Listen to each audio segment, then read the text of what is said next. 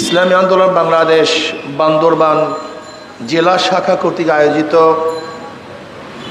আজকে সম্মেলনের সম্মানিত সভাপতি, নেতৃবৃন্দ, সকল স্তরের জনগণ ভাইয়েরা আমার,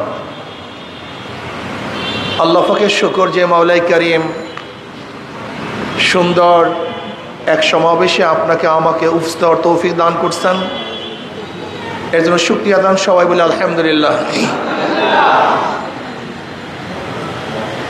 ইসলামী আন্দোলন বাংলাদেশ কি চায়? ইসলামী আন্দোলন বাংলাদেশের লক্ষ্য এবং উদ্দেশ্যটা কি আমরা অনেকেই জানি না, আবার কেউ জানি না, ব্যাপারটা এরকম না। অনেকে জানি, অনেকে জানি না। ইসলামী আন্দোলন বাংলাদেশ বিশ্বাস করে শুধু দেশ, দল, নেতা পরিবর্তনের মাধ্যমে মানুষের শান্তি আসতে পারে না। এই দেশ একসময় ব্রিটিশ শোষণ করেছে, বৈষম্য করেছিল। এই বৈষম্যের বিরুদ্ধে এদেশের মানুষ আন্দোলন করেছিল, সংগ্রাম করেছিল, এবং ব্রিটিশদের বিরুদ্ধে প্রথম আন্দোলনের সূচনা করেছিল মুসলমান। আপনারা অনেকেই জানেন না, 1803 ঈসাই সালে যখন ব্রিটিশ দিল্লি দখল করে জাফরের থেকে, তৎকালীন সময় শাহ আব্দুল আজিজ সাহেব রহমতুল্লাহ আলাইহি ঘোষণা দিয়েছিলেন, আজকের থেকে পাক ভারত উপমহাদেশ দারুল ইসলাম নয়, দারুল হরব। ব্রিটিশদের বিরুদ্ধে আন্দোলন করা প্রত্যেকটা মুসলমানদের জন্য ফরজে আইন। ওই 1803 ঈসাই সালে ব্রিটিশ বিরোধী আন্দোলনের সূচনা হয়েছিল। সেই আন্দোলনের কারণেই ব্রিটিশ এদেশ থেকে ভাগতে বাধ্য হয়েছে। আমরা স্বাধীন হয়েছিলাম, ভেবেছিলাম বৈষম্য দূর হবে, বৈষম্য থাকবে না, কিন্তু আমরা কি দেখলাম? ভারতের বৃহত্তম জনগোষ্ঠী মুসলমানদের সাথে বৈষম্য করছে। আমরা চিন্তা করলাম মুসলমানদের জন্য আলাদা ভূখণ্ডের প্রয়োজন, আলাদা দেশের প্রয়োজন। এই মুসলমানদের আন্দোলনের কারণেই কিন্তু স্বাধীন একটা দেশ পেয়েছিলাম। সেই দেশটার নাম পাকিস্তান। পাকিস্তান কেন করেছিলাম? বৈষম্যের কারণে। বৈষম্য দূর করার জন্যই আমরা পাকিস্তানের পক্ষে আন্দোলন করে একটা রাষ্ট্র কায়েম করেছিলাম, যে রাষ্ট্রের দুইটা মেরু, পশ্চিম পাকিস্তান, পূর্ব পাকিস্তান। এই দুই মেরুর মধ্যে ব্যবধান হলো 1700 কিলোমিটার। এই 1700 কিলোমিটার দূরত্বে দুইটা দেশ ভারত থেকে আলাদা হওয়ার একমাত্র কারণ কি ছিল?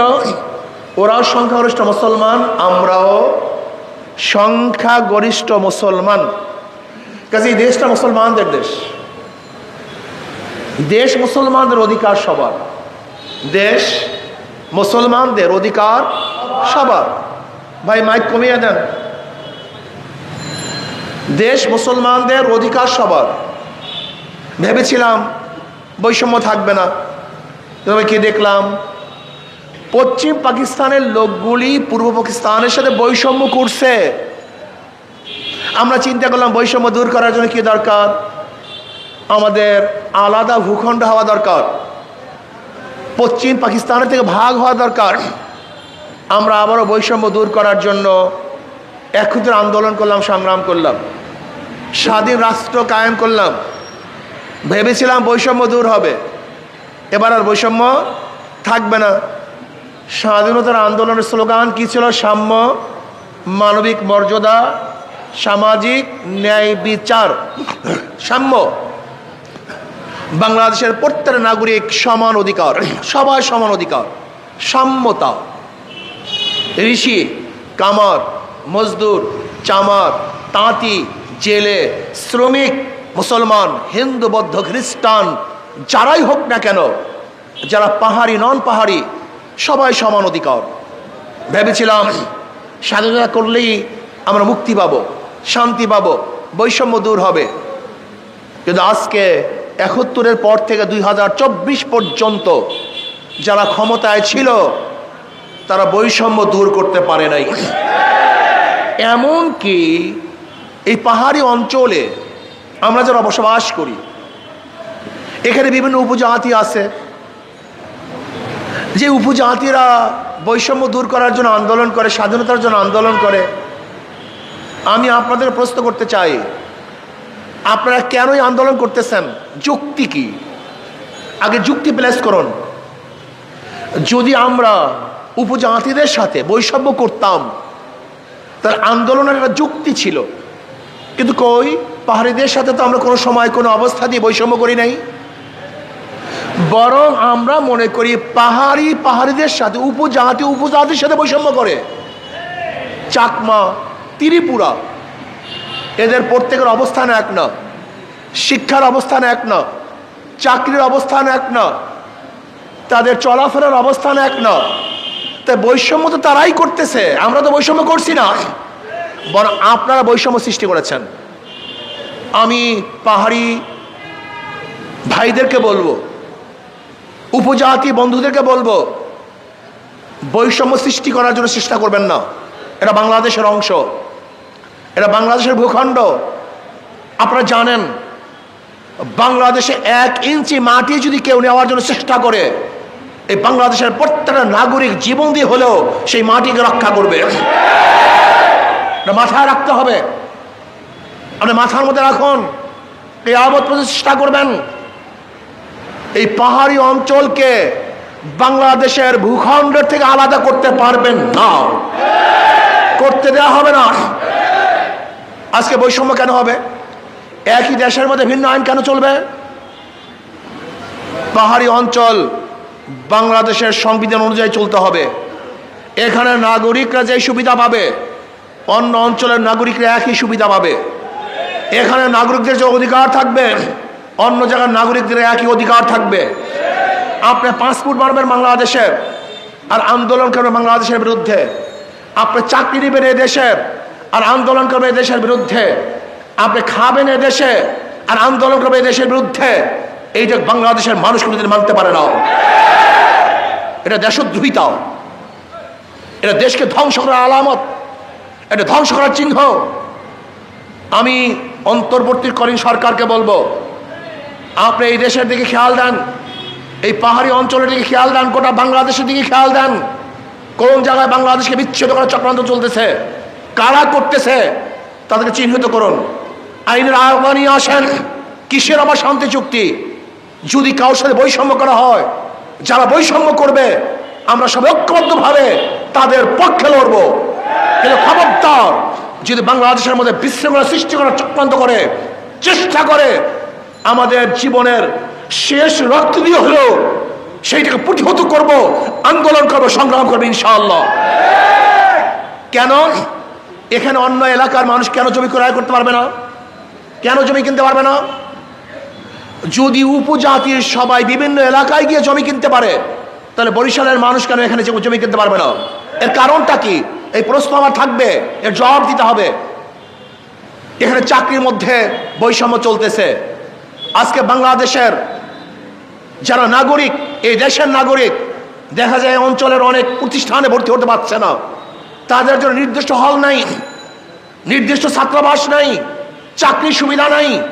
কেন এটা হবে? কেন ব্যবসার সুবিধা নাই, চলাফেরার সুবিধা নাই, এখানে বাসস্থানের সুবিধা নাই? এটা আমরা মানতে পারি না। বাংলাদেশের নাগরিক সবাই সমান। কে উপজাতি, কে বৌদ্ধ, কে খ্রিস্টান, কে ইহুদি, কে হিন্দু, কে মুসলমান, এটা দেখার বিষয় নয়। বাংলাদেশের প্রত্যেকটা নাগরিক তাদের অধিকার সমান, সব অধিকার ভোগ করবো আমরা। যদি কোনো নাগরিক হিসেবে বৈষম্য করা হয়, তাহলে আপনি আন্দোলন করতে পারেন, আপনার যৌক্তিক। যদি বৈষম্য যদি না করা হয়, আপনি কেন আন্দোলন করবেন? কেন ডাকাতি করবেন? কেন চুরি করবেন? আজকে শান্তি চুক্তির নামে যে অশান্তি চুক্তি করা হয়েছে, যেখানে পার্বত্য অঞ্চলে সেনা ক্যাম্প ছিল, প্রায় 241টা সেনা ক্যাম্প এখান থেকে হটিয়ে নেওয়া হয়েছে, সরিয়ে নেওয়া হয়েছে। এটা আমরা মানতে পারি না। সেনা ক্যাম্প এখান থেকে যাওয়ার পরই দেখা যায় বিশৃঙ্খলা বেড়ে গেছে, সন্ত্রাসী অবস্থা বেড়ে গেছে।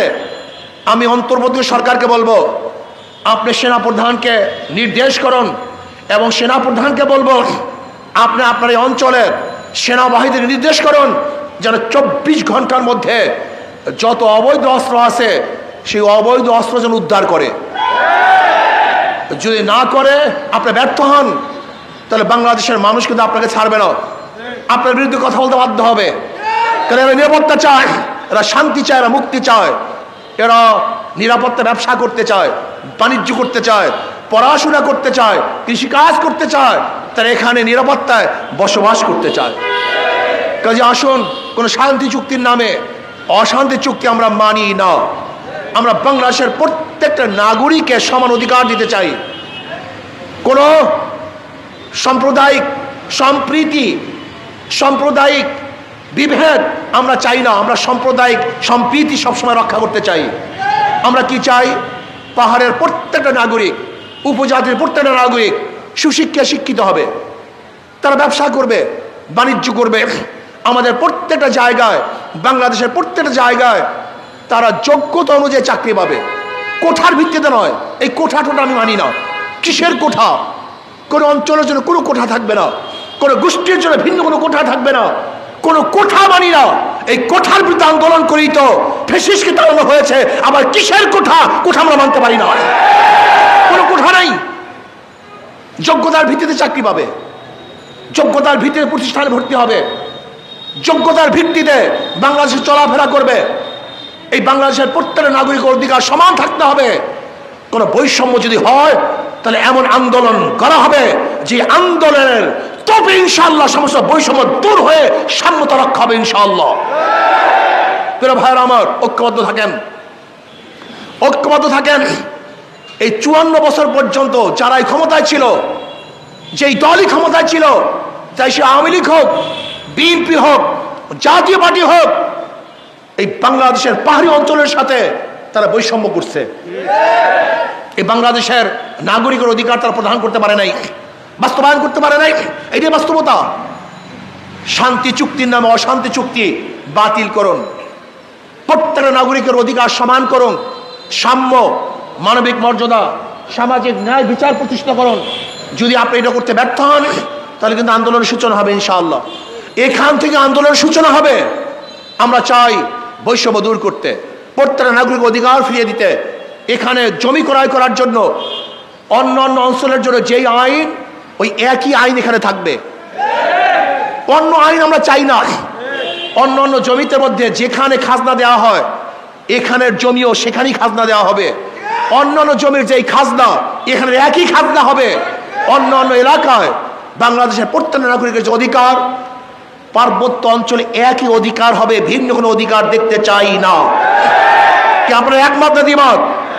কারা কারা একমত? হাত তুলে নারায় তাকবীর। আমরা কই বৈষম্য দেখতে চাই না, সবার অধিকার সমান দেখতে চাই। যদি হ্যাঁ এরপরেও বিদেশি কোনো শক্তির ইঙ্গিতে, বিদেশি কোনো শক্তির ইঙ্গিতে যদি এই দেশকে অস্থিতিশীল করার চক্রান্ত করেন, তাহলে ইনশাআল্লাহ আমি ওয়াদা করতেছি, আশ্বস্ত করতেছি, ইনশাআল্লাহ যদি আমাকে প্রয়োজন হয়, আপনারা আমাকে ডাকেন, আপনাদের পাশে আমি আছি ইনশাআল্লাহ। আপনাদের পাশে আমি থাকবো। যে কোনো আন্দোলন সংগ্রামে, যদি ন্যায্য অধিকারের আন্দোলনে আমাকে আপনাদের প্রয়োজন হয়, আমাকে ডাকবেন, আপনাদের পাশে থাকবো, সাথে থাকবো। একই সাথে আন্দোলন করে আমাদের প্রত্যেকের অধিকারকে বাস্তবায়ন করবে ইনশাআল্লাহ। কাজে আসুন, কোনো ভেদাভেদ নাই, পাহাড়ি বাঙালি কোনো ভেদাভেদ নাই। আমরা সবাই বাংলাদেশের নাগরিক। আমরা চাই প্রত্যেকটা ধার্মিক তার ধর্ম পালন করবে, স্বাধীনভাবে ধর্ম পালন করবে। কিন্তু আশ্চর্য বিষয়, এই অঞ্চলে মুসলমানরা তারা কাজ করতে পারে না, তারা এনজিও কাজ করতে পারে না, সাহায্য সহযোগিতা করতে পারে না। অথচ দেখা যায় পূর্ব তিবিরের মতো এই অঞ্চলকেও খ্রিস্টান রাষ্ট্র বানাবার চক্রান্ত চলতেছে। এটা বাংলাদেশের মানুষ মানবে না, মানতে পারে না। সচেতন হন, সচেতন হন। আমরা ঐক্যবদ্ধ হই। যদি ঐক্যবদ্ধ হই তাহলে কাউকে চাঁদা দিতে হবে না, কাউকে চাঁদা দিতে হবে না। আমরা ঐক্যবদ্ধ থাকবো। যে ঐক্যবদ্ধ থাকি, এখানে যাদেরকে বাঙালি বলা হয়, আমি এটা মানি না, যদিও আমি বাংলাদেশের নাগরিক, কিন্তু সামান্য পরিচয়ের জন্য বলতেছি, যাদেরকে বাঙালি বলা হয়, সবাই বাঙালি, সবাই বাংলাদেশি। কিসের বাঙালি? আমরা বাংলাদেশি। শুধু বাঙালি না, এটা ভুল তথ্য। আমরা বাংলাদেশি। এই বাংলাদেশি বলে যাদেরকে চিহ্নিত করা হয়, তাদের সংখ্যা কিন্তু পাহাড়ের অঞ্চলে 52%। কত পার্সেন্ট? এই 52% যদি আমরা ঐক্যবদ্ধ থাকি, তাহলে কোনো সন্ত্রাসী গোষ্ঠী আমাদের মোকাবেলা করতে পারবে না, টিকতে পারবে না। আর বিগত যে সরকারগুলি আছে, এই সরকারগুলি আমাদেরকে বারবার আশ্বস্ত করেছে, কিন্তু আমাদের অধিকার প্রতিষ্ঠিত করতে পারে নাই। ওরা গাদ্দার, ওরা মুনাফিক, ওরা মুনাফিকি করেছে। আজ পর্যন্ত কেউ শান্তি চুক্তি বাতিল করে নাই, বরং এইটাকে আরো শানিত করেছে। ওরা ক্ষমতায় থাকার জন্য আমাদের যেরকম বলেছেন আমাদের লিডার মুজিব সাহেব, প্রায় 35 না 36 হাজার বাংলাদেশের নাগরিককে সন্ত্রাসী হত্যা করেছে। চিন্তা করতে পারছেন?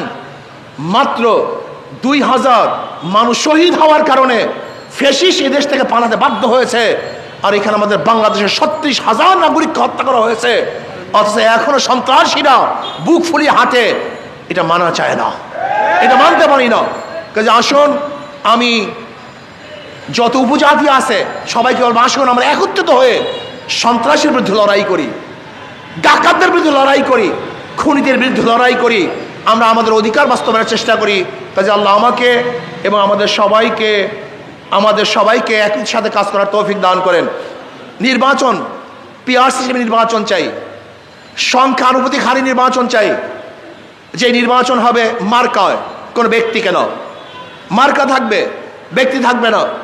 মার্কায় মানুষ ভোট দিবে, যেই মার্কায় যেই পার্সেন্টেজে ভোট পাবে ওই মার্কার ওই পরিমাণ প্রতিনিধি সংসদে থাকবে। ধরে নেন আজকে যদি 30% ভোট হাত পাখা মার্কায় পায়, তাহলে তাদের 300 আসনের 90টা আসন সংসদে থাকবে। যদি 1% কেউ ভোট পায়, তাহলে কমপক্ষে তার 3 জন সদস্য সংসদে থাকবে। তাহলে ভোট একটাও মিস ইউজ হবে না, একটা ভোটে নষ্ট হবে না। প্রত্যেক দলের প্রত্যেক আদর্শের মানুষ সংসদে থাকবে। আমি উপজাতি ভাইদেরকে বলবো, বোনদেরকে বলবো, যদি মার্কা নির্বাচন করেন, আপনারাও যদি নির্বাচন অংশগ্রহণ করেন, যদি 1% ভোটও পান, তাহলে এমনিতেই আপনাদের 3 জন প্রতিনিধি সংসদে থাকবে। আপনারা আপনাদের বক্তব্য, আপনাদের দাবি সংসদে উপস্থাপন করতে পারবেন, যেখানে পেশি শক্তি থাকবে না, কালো টাকার বাড়াবাড়ি থাকবে না। আমি মনে করি পিআর সিস্টেমের নির্বাচনই এই বাংলাদেশের জন্য নিরাপদ এক নির্বাচন, এবং যেখানে আর ফ্যাসিস্ট তৈরি হবে না, জাতীয় সরকার গঠন হবে। আমরা পিআর সিস্টেম নির্বাচন চাই, ঐক্যবদ্ধ থাকতে চাই, ঐক্যবদ্ধভাবে এই বাংলাদেশের ভূখণ্ডকে রক্ষা করতে চাই, ঐক্যবদ্ধভাবে আমাদের অধিকারকে বাস্তবায়ন করতে চাই, ঐক্যবদ্ধভাবে বৈষম্য দূর করতে চাই। কাজে আল্লাহ এবং যেই সমস্ত বৈষম্য আইনগুলি পার্বত্য অঞ্চলে আছে, সমস্ত বৈষম্য আইন আমরা দূর করতে চাই, একটা আইনও রাখতে চাই না।